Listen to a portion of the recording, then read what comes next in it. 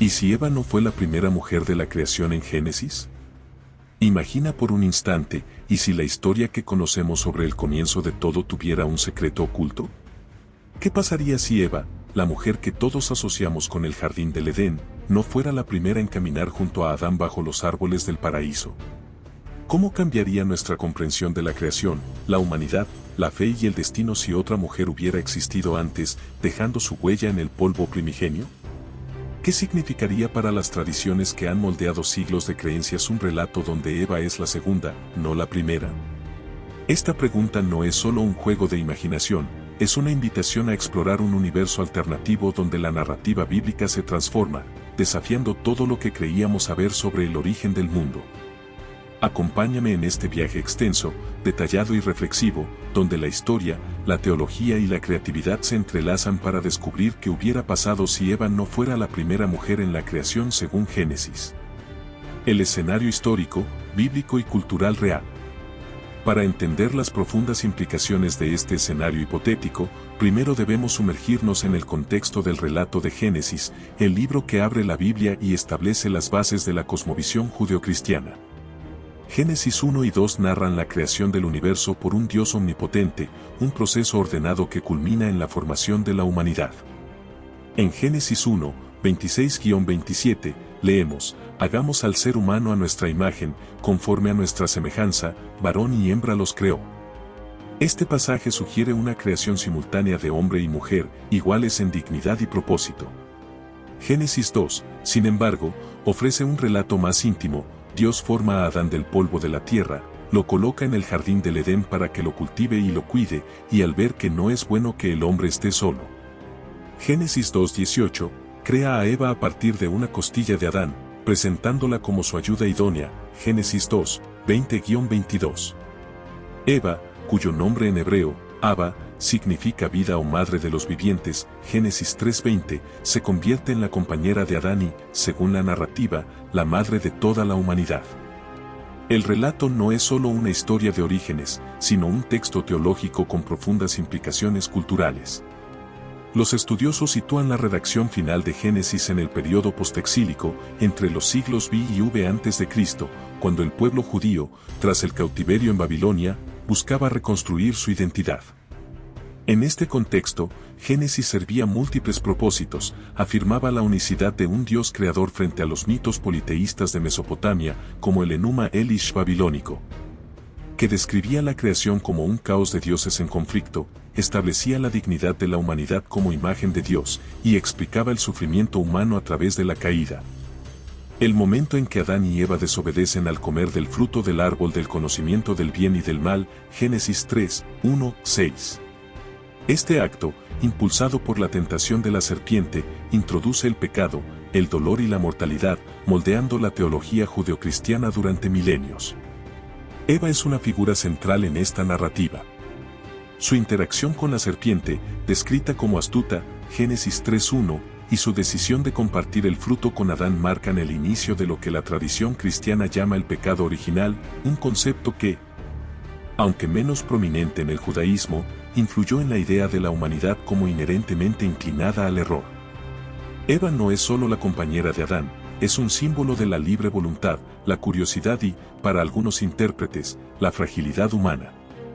Su papel como madre de los vivientes la eleva, pero su asociación con la caída la ha convertido, en ciertas lecturas históricas, en una figura de ambigüedad moral, especialmente en contextos patriarcales que enfatizaron su responsabilidad sobre la de Adán. El contexto cultural del antiguo Israel también es crucial. La sociedad era agraria, organizada en clanes y tribus, con roles de género definidos, pero no rígidos. Las mujeres, aunque subordinadas en muchos aspectos, podían ser líderes espirituales, como Miriam o Débora. Génesis refleja esta tensión. Eva es creada para complementar a Adán, pero también comparte con él la imagen divina y la responsabilidad de la creación. Sin embargo, el relato no menciona a otra mujer antes de Eva, lo que hace que nuestra pregunta sea particularmente intrigante. Vale la pena notar que la idea de una mujer anterior no es completamente ajena a la tradición. En textos judíos apócrifos y folclóricos, como el Talmud y ciertos Midrashim, aparece Lilith, una figura mítica descrita como la primera esposa de Adán, creada al mismo tiempo que él pero que se rebeló contra su autoridad y abandonó el Edén. Lilith, sin embargo, no es bíblica y surge en interpretaciones posteriores, posiblemente influenciadas por mitos mesopotámicos de diosas rebeldes. Nuestra hipótesis va más allá, imaginemos no a una Lilith rebelde, sino a una primera mujer, llamémosla Naama, un nombre hebreo que significa agradable, creada con un propósito distinto, cuya existencia transforma la narrativa de Génesis sin contradecirla. ¿Cómo cambiaría el curso de los acontecimientos? Ahora, dejemos que la imaginación reescriba el relato. Eva no es la primera mujer. En lugar de ello, Dios crea a Naama junto con Adán, conforme a Génesis 1:27, varón y hembra los creó. Naama es su igual en todos los sentidos, formada del mismo polvo de la tierra, imbuida de la misma chispa divina, y colocada en el Edén con la misma misión de cultivar el jardín y nombrar a los animales. Ella camina al lado de Adán bajo los árboles frutales, sus pasos resonando en una armonía primigenia. Pero algo no encaja. Tal vez Naama, con una visión más contemplativa, prefiere explorar los confines del Edén sola, buscando el murmullo de los ríos en lugar de la compañía de Adán. Quizás Adán, anhelando una conexión más íntima, no encuentra en Naama la complementariedad que busca. O tal vez Dios, en su sabiduría, decide que Naama tiene un propósito diferente, quizás como guardiana de una creación paralela, y la aparta, creando entonces a Eva a partir de la costilla de Adán para ser su compañera inseparable. Este cambio altera la narrativa de Génesis en múltiples niveles. Primero, introduce una fase previa en la creación de la humanidad. Si Naama y Adán fueron creados simultáneamente, su relación estaría definida por una igualdad absoluta, sin la dinámica de origen que implica la costilla de Génesis 2. Esto eliminaría cualquier percepción de jerarquía entre géneros desde el principio, ya que Naama no sería una derivación de Adán, sino su coigual. Sin embargo, su partida, ya sea por decisión divina, elección propia, o un propósito distinto, plantea preguntas teológicas. ¿Fue la creación de Naama un experimento divino? ¿Por qué no bastó para cumplir el plan de Dios? La llegada de Eva, creada específicamente para Adán, sugeriría un ajuste en el diseño original, haciendo que la humanidad parezca menos un acto perfecto y más una obra en evolución. Segundo, la existencia de Naama transforma el relato de la caída. En la narrativa tradicional, Eva es tentada por la serpiente, come del fruto prohibido y lo comparte con Adán, desencadenando el pecado original, Génesis 3:6. Si Naama existió antes, podríamos imaginar que ella enfrentó la tentación primero. Supongamos que Naama resistió a la serpiente, manteniendo la inocencia del Edén por más tiempo. En este caso, la caída de Eva sería un evento secundario, no el origen del pecado, lo que reduciría su peso teológico. Alternativamente, si Naama sucumbió pero su acto no involucró a Adán, el pecado podría haber quedado confinado a ella, dejando a Adán y Eva como una segunda oportunidad para la humanidad. En ambos escenarios, la narrativa de Génesis se vuelve más compleja. No hay una sola caída, sino una serie de elecciones que moldean el destino humano. Tercero, el concepto de matrimonio y unidad se redefine. Génesis 2:24 establece que el hombre dejará a su padre y a su madre, y se unirá a su mujer, y serán una sola carne. Si Eva no es la primera, este ideal parece una respuesta a la experiencia fallida con Naama. La costilla, que simboliza la cercanía entre Adán y Eva, perdería su exclusividad, convirtiéndose en un segundo intento divino para lograr la armonía. Esto podría interpretarse como una afirmación de la necesidad de complementariedad, pero también como una admisión de que la igualdad absoluta no siempre genera unión. Cuarto, la teología de la creación misma cambia. En la narrativa original, Dios crea un mundo perfecto que se corrompe por la desobediencia humana. Con Naama, la creación aparece como un proceso iterativo. Dios prueba, ajusta, refina. Esto podría hacer que Dios parezca menos omnisciente y más experimental, una idea que habría desafiado las concepciones antiguas de la divinidad, pero que también habría enriquecido el entendimiento de la humanidad como una obra en progreso. Efectos a corto plazo. A corto plazo, la existencia de Naama tendría un impacto inmediato en los personajes y la dinámica del Edén. Adán, al conocer a Naama como su primera compañera, experimentaría una relación sin precedentes. Imagina un amanecer en el Edén, el sol acaricia los árboles cargados de frutos, y Adán y Naama caminan juntos, sus risas mezclándose con el canto de los pájaros. Nombran a los animales, tigre, por tus rayas, paloma, por tu suavidad, y cultivan la tierra con manos que aún no conocen el cansancio. Pero hay una sutil desconexión.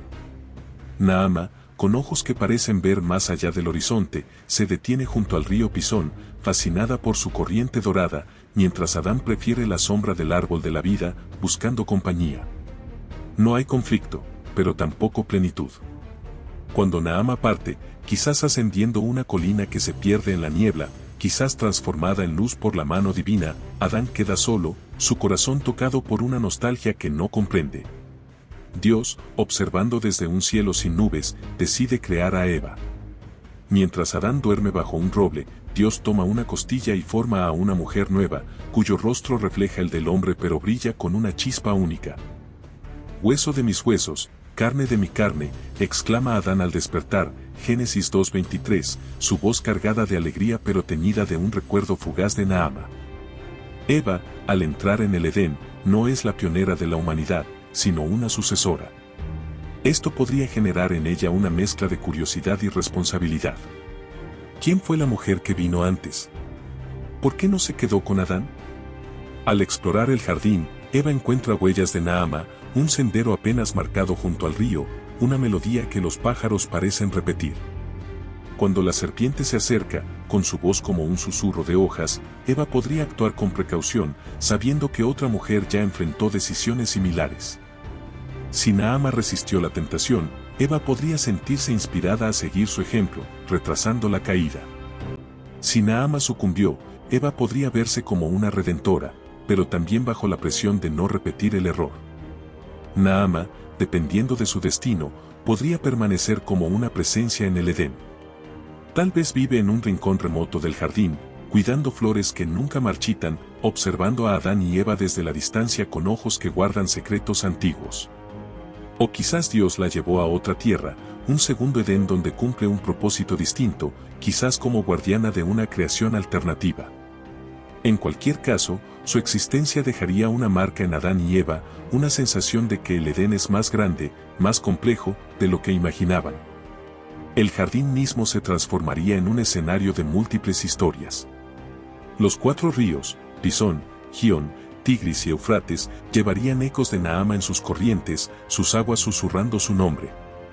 Los árboles del conocimiento y de la vida, testigos de 2 mujeres, parecerían más imponentes, sus frutos cargados de significados nuevos. La serpiente, astuta como siempre, adaptaría su estrategia, sabiendo que ya lidió con Naama. Dios, como creador, aparecería como un escultor que moldea su obra con paciencia, no con un solo golpe perfecto. Impacto a largo plazo. A largo plazo, la existencia de Naama reconfiguraría la historia, la religión, la cultura y la humanidad en formas que reverberarían a través de los milenios. Génesis es la piedra angular de la teología judeocristiana, y su narrativa de Adán y Eva como progenitores únicos da forma a conceptos como el pecado original, la redención y la relación entre Dios y la humanidad. Si Eva no es la primera mujer, estos conceptos se fragmentan, dando lugar a una cosmovisión más pluralista pero también más compleja. En el judaísmo, que no enfatiza el pecado original como el cristianismo, la figura de Naama podría haber enriquecido las tradiciones orales y escritas.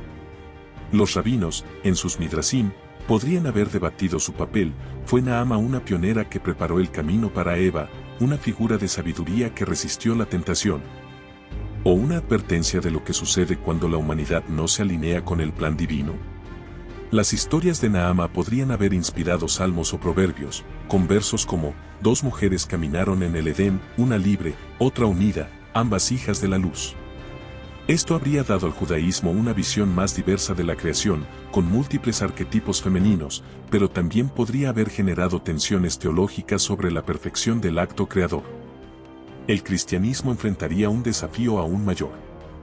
La teología cristiana, especialmente en las cartas de Pablo, conecta a Adán con Cristo como el segundo Adán que redime el pecado introducido por el primero, Romanos 5, 12-14. Si Naama existió, el pecado original no sería un evento singular, sino parte de un proceso más amplio.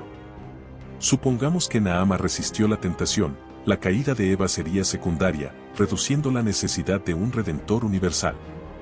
Si Naama pecó primero, el pecado ya estaría presente antes de Eva, distribuyendo la responsabilidad y debilitando la narrativa de una humanidad originalmente pura. En ambos casos, la crucifixión y resurrección de Cristo podrían reinterpretarse como una restauración parcial, no como el clímax de la salvación. La Iglesia primitiva, al formar su doctrina en los concilios de Nicea o Calcedonia, podría haber adoptado una teología más inclusiva, con Naama como símbolo de una humanidad en evolución, pero esto habría complicado su mensaje frente a las religiones paganas que ofrecían narrativas más simples. Culturalmente, Naama transformaría la percepción de la mujer y la humanidad. En la tradición judeocristiana, Eva ha sido celebrada como la madre de todos, pero también, en algunas interpretaciones, culpada por la caída. Naama, al precederla, ofrecería un modelo alternativo, una mujer creada como igual a Adán, definida por su autonomía, no por la maternidad ni el error. Esto habría influido en el arte y la literatura. En lugar de vitrales medievales mostrando a Eva con la manzana, podríamos imaginar mosaicos bizantinos de Naama junto a un río, su figura envuelta en luz, simbolizando la libertad primigenia. Poetas como Dante podrían haber escrito sobre las dos reinas del Edén, mientras que filósofos como Agustín habrían debatido si Naama representaba una humanidad ideal o un experimento fallido. Socialmente, la igualdad implícita en la creación simultánea de Naama y Adán podría haber desafiado las estructuras patriarcales del mundo antiguo. En Israel, donde mujeres como Miriam lideraron al pueblo, la historia de Naama podría haber inspirado a las mujeres a asumir roles de autoridad, desde profetisas hasta juezas. En el cristianismo primitivo, donde figuras como María Magdalena tuvieron influencia, Naama podría haber sido un símbolo de liderazgo femenino, contrarrestando interpretaciones de un Timoteo 2:12 que limitaban a las mujeres. Sin embargo, la salida de Naama también podría haber sido usada para justificar la subordinación. Si la primera mujer no cumplió su propósito, Eva fue creada para corregirlo. La humanidad, como especie, podría haber desarrollado una narrativa de orígenes más diversa. Si Naama tuvo descendientes fuera del Edén, quizás en una tierra creada por Dios más allá de los ríos, podríamos imaginar mitos sobre dos linajes, los hijos de Eva, marcados por la caída, y los hijos de Naama. Quizás libres del pecado pero apartados de la promesa divina. Estas historias habrían sido contadas alrededor de fogatas, con ancianos narrando encuentros entre ambos pueblos, como los mitos griegos de dioses y titanes. En Mesopotamia, donde los mitos de creación eran comunes, Naama podría haber sido sincretizada con diosas como Inanna, enriqueciendo el intercambio cultural. En el ámbito filosófico, la existencia de Naama habría planteado preguntas sobre la naturaleza de la creación. ¿Es la humanidad el resultado de un plan perfecto o de un proceso de prueba y error? Filósofos judíos como Filón de Alejandría podrían haber visto en Naama una alegoría del alma contemplativa, mientras que pensadores cristianos como Orígenes podrían haberla interpretado como un símbolo de la libertad humana. En la Edad Media, escolásticos como Tomás de Aquino habrían debatido si Naama era parte del orden divino o una anomalía, influyendo en la teología de la providencia. Detalles narrativos y curiosidades. Imagina el Edén al amanecer, un velo de niebla abraza los árboles, y el sol acaricia las hojas con dedos de oro. Adán y Naama caminan por un sendero de musgo, sus pasos ligeros como el viento. Nombran a los animales, león, por tu rugido, colibrí, por tu danza, y ríen mientras un ciervo los observa con ojos curiosos. Pero hay una distancia entre ellos, no de discordia, sino de esencia. Naama se detiene junto al árbol del conocimiento, sus frutos brillando como estrellas, y murmura, ¿qué historias guardan? Adán, más práctico, prefiere el árbol de la vida, sus ramas cargadas de promesas eternas. Dios, invisible pero presente, observa desde un cielo sin fin, sabiendo que este primer capítulo debe ceder paso a otro. Cuando Naama parte, el Edén cambia. Tal vez asciende una colina que se pierde en un resplandor, sus pasos dejando flores que nunca marchitan. Quizás Dios la lleva a un segundo jardín, donde los ríos cantan su nombre y los animales la siguen como a una reina. Adán, solo bajo un cielo ahora más vasto, siente un vacío que no explica. Entonces, mientras duerme bajo un tamarindo, Dios toma una costilla y forma a Eva, su rostro un eco del de Adán pero iluminado por una chispa nueva. Hueso de mis huesos, exclama Adán al verla, Génesis 2:23, pero en su corazón late un recuerdo de Naama, como una melodía olvidada.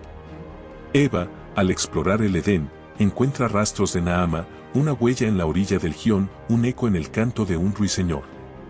¿Quién estuvo aquí antes?, pregunta a Adán, su voz mezclada con asombro y cautela. Cuando la serpiente aparece, con escamas que reflejan el sol, su susurro es más astuto, ¿sabías que otra probó el fruto y vivió? Eva, consciente de un precedente, podría dudar, sus manos temblando ante el árbol. Si Naama resistió, Eva podría seguir su ejemplo, preservando el Edén por un día más. Si Naama cayó, Eva podría sentirse desafiada a redimir su legado, su elección cargada de un peso nuevo. Un detalle curioso es la serpiente. Si Naama la enfrentó primero, su diálogo habría sido diferente, con que Dios prohibió todo placer, si sea la criatura. Naama, con una calma que desarma, responde, podemos disfrutar de todo, menos de ese árbol. La serpiente, frustrada, se retira, pero aprende de su derrota, afinando su estrategia para Eva. Este encuentro previo convertiría a Naama en una figura mítica, una resistente cuya historia los ángeles murmuran entre las nubes. Otra curiosidad es el impacto en los nombres. Eva, madre de los vivientes, lleva un título que podría haber compartido con Naama. Si Naama fue una guardiana, no una madre, su nombre podría haber inspirado palabras hebreas para eternidad o armonía. Los poetas de Israel podrían haber cantado, Naama, la primera, danzó con el viento, Eva, la segunda, trajo la vida. En las sinagogas, los niños aprenderían sobre las dos hijas del Edén, cada una un reflejo de la creación divina. En las aldeas antiguas, los narradores tejerían leyendas, dicen que Naama vive en un jardín más allá de las estrellas, donde los árboles susurran su nombre. Estas historias habrían inspirado a las mujeres a soñar con destinos propios, pero también habrían generado preguntas, ¿fue Naama un error o una chispa que encendió el camino para Eva? En los mercados de Jerusalén, los escribas podrían haber debatido, si Dios creó dos mujeres, ¿cuántas historias más guarda el Edén? Reflexión final. Si Eva no hubiera sido la primera mujer en la creación, Génesis se convertiría en una epopeya de múltiples comienzos, un tapiz de elecciones y destinos. Naama, como precursora, añadiría una profundidad insondable a la humanidad, no un origen único, sino un proceso de prueba, libertad y amor. El judaísmo podría haber celebrado a dos mujeres como símbolos de diversidad divina, el cristianismo, redefinido sin un pecado original singular, podría haber predicado una redención más universal. La cultura habría pintado a Naama en lienzos y cantado su nombre en himnos, mientras las sociedades, inspiradas por su igualdad primigenia, podrían haber caminado hacia un equilibrio más justo. Este escenario nos recuerda que las historias de nuestros orígenes son más que relatos, son espejos de lo que podemos ser. Una mujer antes de Eva habría cambiado el Edén, pero también el alma del mundo. Mientras cerramos este viaje, una pregunta flota como una hoja en el viento, ¿habría encontrado Naama su propio paraíso, guiando a otros hacia la luz, o habría sido su sombra la que, al final, dio vida a Eva? La respuesta, como el polvo que danza en la brisa del Edén, queda suspendida, invitándonos a soñar un mundo donde todo comenzó dos veces. No olvides dejar tu comentario sobre lo que aprendiste o tu opinión de este video, dale like y suscríbete al canal para seguir viendo más videos como este.